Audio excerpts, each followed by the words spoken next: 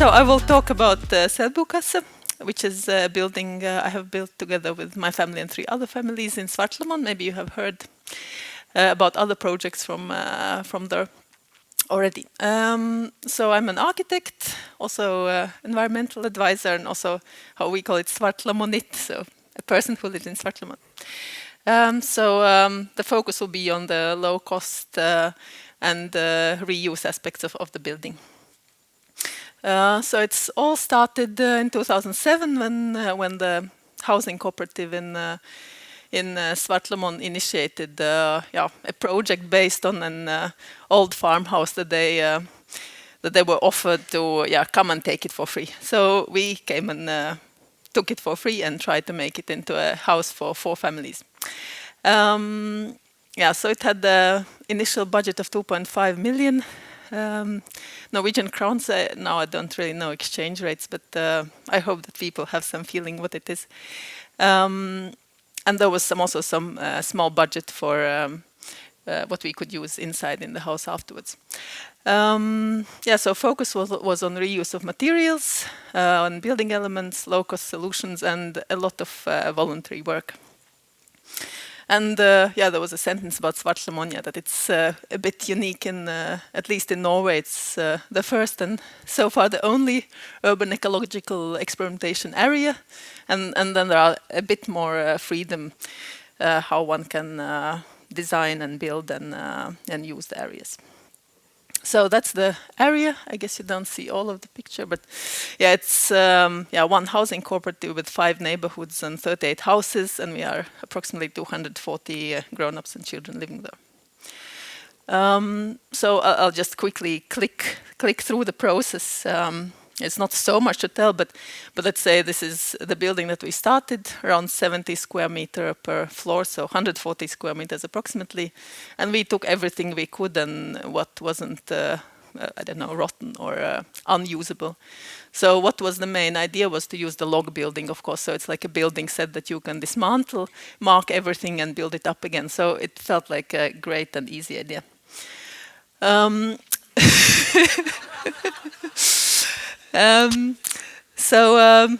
When we left the building, there was nothing left, so to speak. Well, maybe next time we'll take the chimney, but not this time. And that's all the roof stone tiles that we reused. And that's where the building should stand in Svartlamon. And it's, you don't see the marking, but it's somewhere on the top. And there used to be buildings in the 60s, 70s, under 70s, 80s, and then there was a plan to change it into a more industrial area, and many buildings were demolished, unfortunately, but now some of the areas are built up again. Well, the building didn't really fit in the site that was meant for it, so there was some discussions about how we deal with that. And then also it was a little bit too small for 4 families, and some of them had plans to be bigger and so on. So it was like, okay, we need a bit more material. And then we were lucky. So there was an artist pavilion from 2006, which was just lying around, and municipality had to get rid of it, so we got it. So it was a bit water damaged, but we cut off the worst bits. And then it's like, okay, where do we put that pavilion? But it was, some crazy ideas, some less crazy ideas.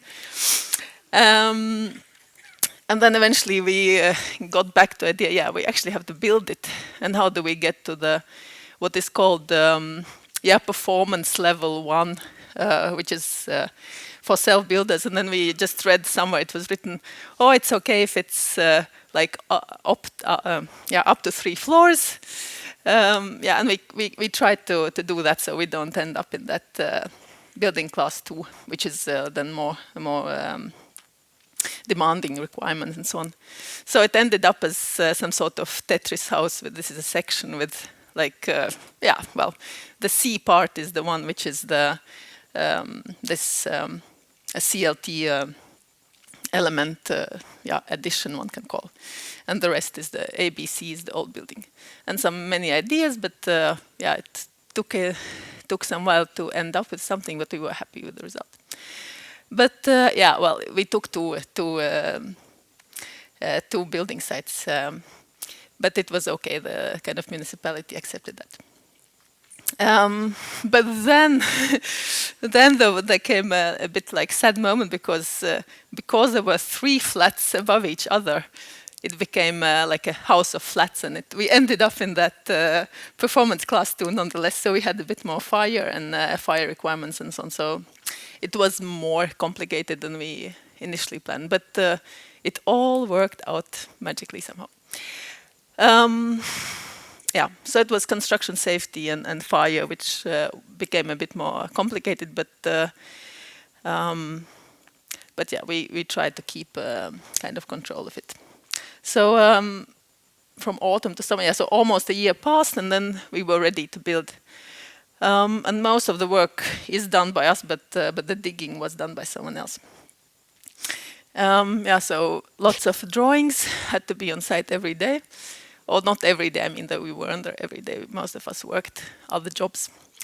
Yeah, so I'll just quickly go through. Yeah, here comes the log building. So it's part of it, and then it's a bit zoomed in, but okay. Yeah, so here comes the addition at the end. First we built like inside out, then we built outside in because it was later in the autumn. And here comes also, you can see some of these massive wood elements or CRT elements.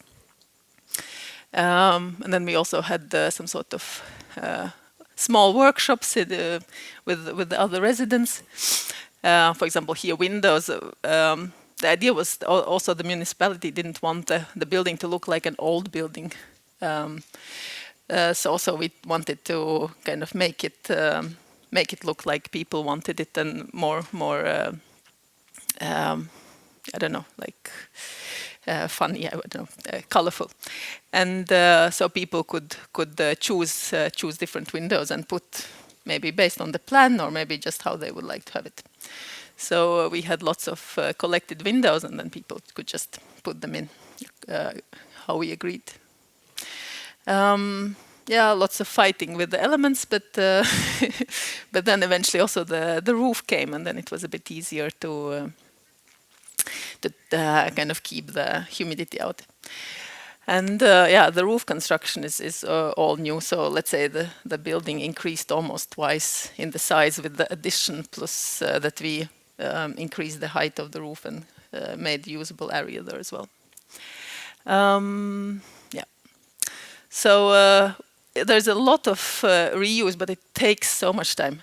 But some of it was like really fun to reuse. There are like people who helped us, and then each of these stone tiles had to be like hammered, and one could hear if it's like something that will still last 50 years or not, or if it would just break. So it was kind of a fun thing to check these roof tiles, for example. Choosing colors, and also the cladding was partly reused in the back and new in the front. And yeah, we are almost ready. And then at some moment when we had built all the external parts, then people kind of disappeared inside their flats, and then we didn't meet our neighbors so much. That was so weird. Yeah. And that's all these reused interiors with old kitchens and funny wallpapers and claddings from different parts of the building. Yeah, and leftovers cut up in on small bits, so people had some fun in their flats. Yeah, so that's how it looks nowadays. I mean, also there are already some further self-building happening, and people building like small additions with things. So it's continuing. It's a never-ending project. So I don't know. These drawings are a bit black and white and boring, but yeah. So that was how it was intended. So I don't know how much time I have.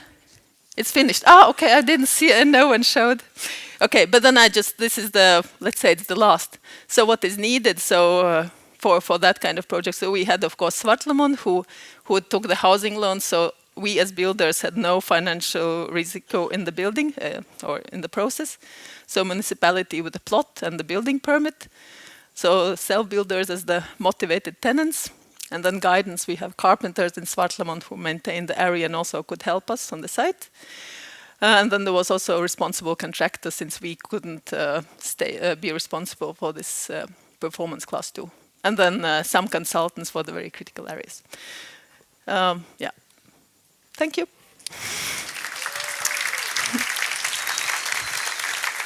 So impressive, really, really so impressive. And I had a question here from the public. How can people do this huge amount of work but not get to own their own home? Well, I mean, it's not only us. We had lots of help from the community, and I think you do things in the community in different ways. There are people who organize festival, people who, I don't know, it's how you contribute to the community. And people who like to build, they just like to do it, and you get exactly the home you want, and you get this community that you can I don't know, well, you feel you get help and you can help, and it's kind of, it's mutual, or I don't know what's the word, but it's a lot of time, but you have to like it. Yeah, you have to like your neighbors as well. Yeah. Yes. Well, well, I like them. Yeah. So what advice would you give to a group planning to do this now? Well, I mean, we didn't plan it as a group because we were just put together based on the project. And it was Svartlamoen or the cooperative who initiated it.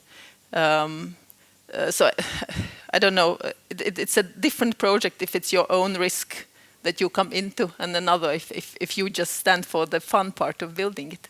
So it's, I don't know, I would say that it's easier with Svartlamoen as a cooperative than to start with your own, because there will be a different conflict level in the project. So I don't have the experience to share.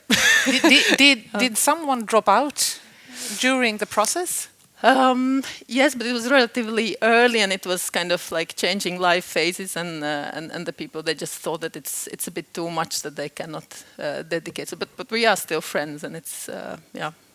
So I think they feel sorry a bit now. Really nice projects. Super, thank you for coming here. And also gemenskap och autonomi. Yeah. Thank you.